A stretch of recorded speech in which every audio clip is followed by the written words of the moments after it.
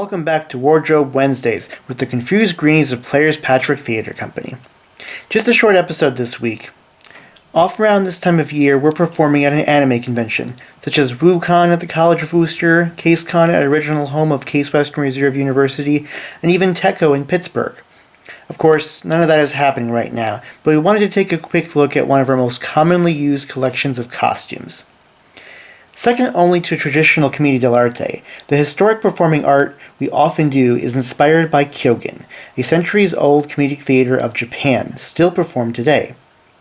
While traditional Kyōgen has very specific and elaborate costumes, which we'll probably look at more in a later episode, we've had to make do with what the troupe could acquire, borrow, or construct to keep the spirit. Which brings us to the mushrooms, or as we often call them, the fungus Amungus. There's a classic Kyōgen called Kusabira, which features the main conflict of a field becoming increasingly overrun by giant mushrooms, no matter what the supposedly powerful Yamabushi, a mountain priest, tries to do. Eventually, a variety of mushrooms, including both a princess and a demonic mushroom, swarm the stage and chase off the human characters.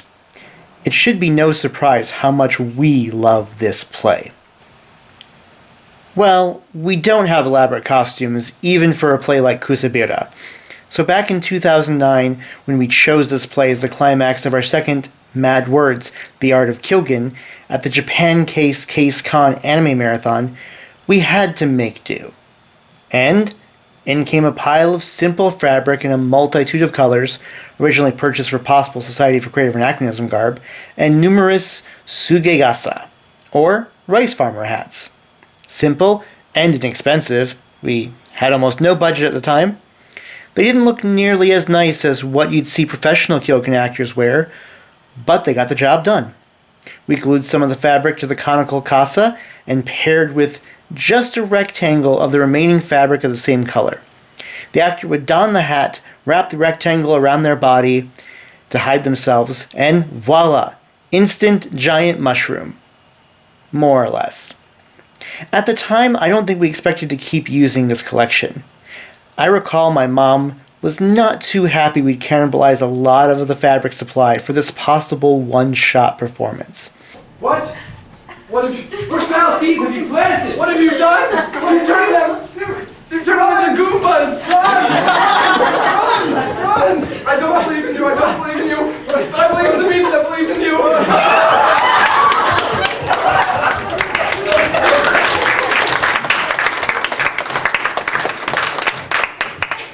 Best sketch ever. But the reactions to that play were amazing, so we knew we'd do it again someday. Though we didn't realize back then the mushroom costumes and the general plotlines were to return in a variety of adapted skits, and not just as Kyōgen, but in other genres. We would do parodies of Doctor Who, anime, steampunk, even the wizarding world of Harry Potter. They'd all have a play that was based on Kusabira, or often the Fungus Amungus. We would encore the original Kyōgen often, and the costumes would come to represent other characters such as travelers, monks, demons, and of course, fruits and vegetables. While they only looked a little bit like Fungus and not much like anything else, our returning fans learned to expect something unworldly when these costumes came out, which is part of the point of having a signature iconic costume, is to let the audience know, to give a hint of what is coming.